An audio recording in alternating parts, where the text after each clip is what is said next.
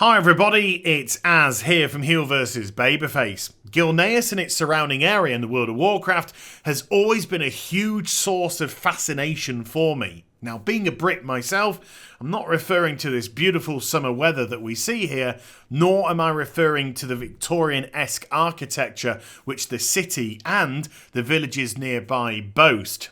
No, I'm referring to what Gilneas actually represented to me in Vanilla, Burning Crusade and Wrath of the Lich King, and it was the mystery of it. A mystery, of course, that was invariably solved when Cataclysm was released and Greymane Wall was torn asunder and we could actually get inside and see.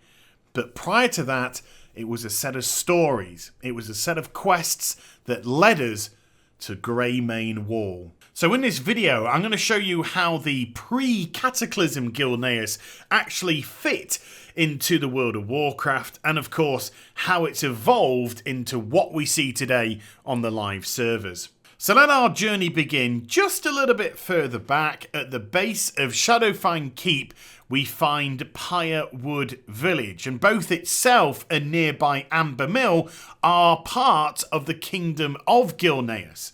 Well, at least the Kingdom of Gilneas prior to Greymane Wall being erected. And both Pyrewood and Amber Mill were owned by Lord Darius Crowley, who wasn't best pleased when his holdings were cut off. In actual fact, it led to the Gilneas Civil War. Its connection to Gilneas is clearly defined by a couple of things. Number one, its architecture mirrors exactly that we see behind the wall, and also this road which leads almost from the centre of the village itself all the way to the imposing gates of Greymane Wall. But if we turn back the clock to the pre-Cataclysm days, look how different Pyrewood Village sits right here, and probably called Pyrewood judging by those two massive combustible torches above the gate. But everything about this place is different. I mean, first of all, it's not in a state of disrepair like it is on the live servers, but more importantly, the architecture is completely different and looks more akin to what you would see in a village or hamlet outside of Stormwind, which is fully understandable, bearing in mind, of course, that by this time, Blizzard wouldn't have determined Gilneas' unique aesthetic when it was brought into the game.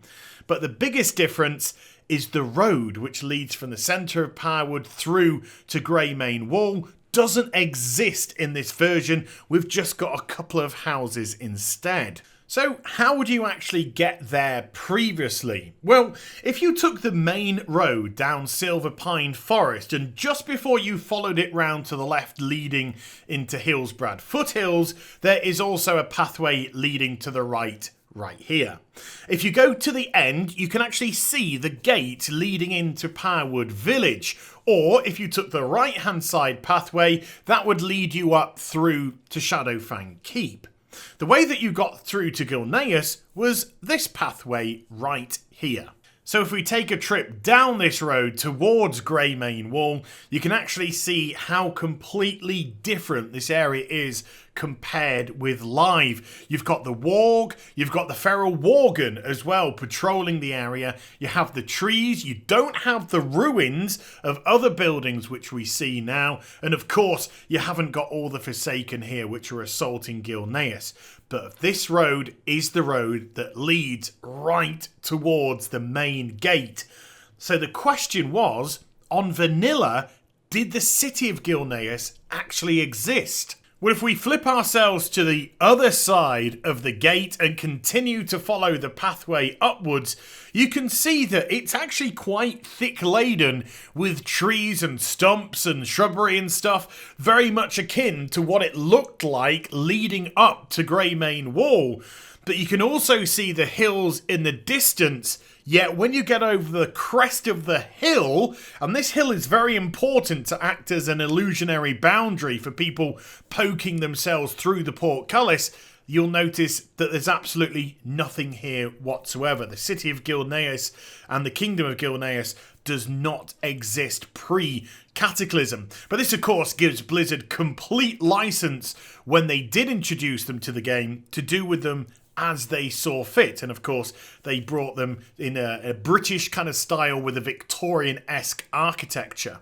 But what people might find most interesting is how little room there physically is here, especially if you compare it to the live version of the zone today, and just thinking about how large Gilneas City is all by itself. I mean, it would get nowhere near to fitting this surface area.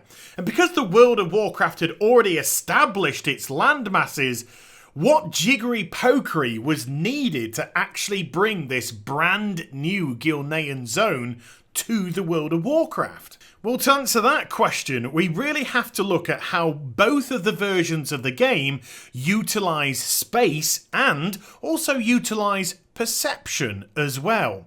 Now, this is the vanilla grey main wall. Just looking straight to the left of the entranceway, you'll notice that it hits the hillsides immediately. There is no extra necessity to have the wall there. And then if we look to the right hand side of the wall, again, it hits the hillsides very, very quickly indeed.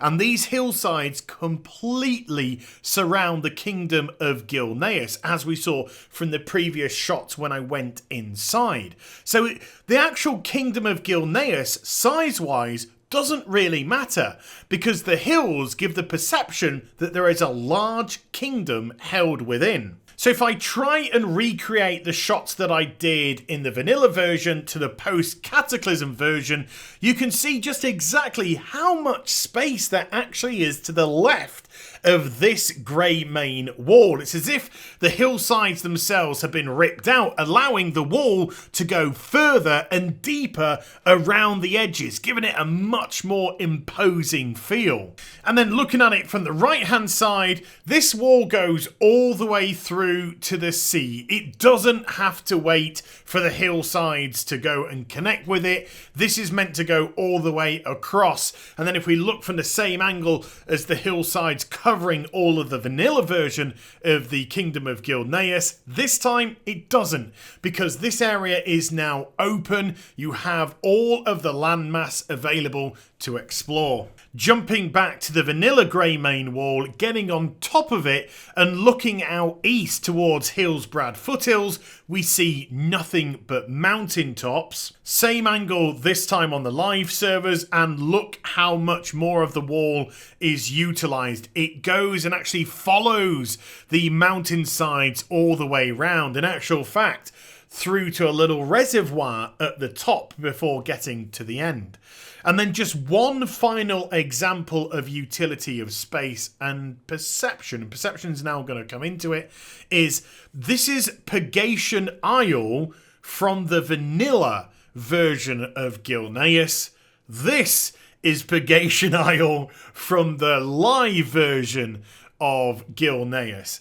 So let's see exactly what Blizz did to the maps. With the live version map being on the left and the vanilla version being on the right hand side, we get our first look at the perception of how big Gilneas actually is. And the reason why is on the left hand map, first of all, you can see that it eats slightly north into Silverpine Forest's map, giving it a little bit more space. But more importantly, most of the building has been pushed to the left-hand side, further out to the sea. The other islands just to the left, that is actually Tol Barad. And then there's a little bit of a push out to the right-hand side, and that's why it's a lot closer to Purgation Isle than it is on the vanilla one. But let's also now look at the maps from the Silverpine Forest view. So again, with the live map being on the left and the vanilla map being on the right hand side, you can clearly see that they've actually constructed Grey Main Wall completely differently in both versions. On the live version, the actual wall itself and the entranceway is pointing left, physically towards Pirewood Village. This allows the road to be created, adjoin to the village, and then connect with the main road leading down Silverpine that then juts off and turns towards Hillsbrad Foothills. On the right-hand side, on the vanilla version of it, the actual wall and the gateway itself for Greymane Wall has turned right. It's physically facing in the other direction. And that way you can't get an interconnecting road that leads from Pywood through to the wall itself. And that's why they had to have this separate one that attaches and then joins to the main road. You'll also see the amount of mountains which have been removed from the game, allowing Greymane's Wall on the left to flow all the way around, creating that reservoir at the top, as well as the fact that it goes now all the way through to the sea. So just by looking at that portion of the Silver Pine Forest map, you can see both of the areas constructed completely differently and yet exist on the same physical world itself. So there we go, that's how Gilneas evolved from a small, closed-off peninsula in vanilla to this vast city-state that we have on the live version today. And I really hope that you enjoyed the vid. If you did, do give it a thumbs up and also subscribe to my channel. Follow me on social media and Twitch for live streaming. Links there in the description down below. And I'll be back with some more stuff very soon. You take care, everyone. Bye for now.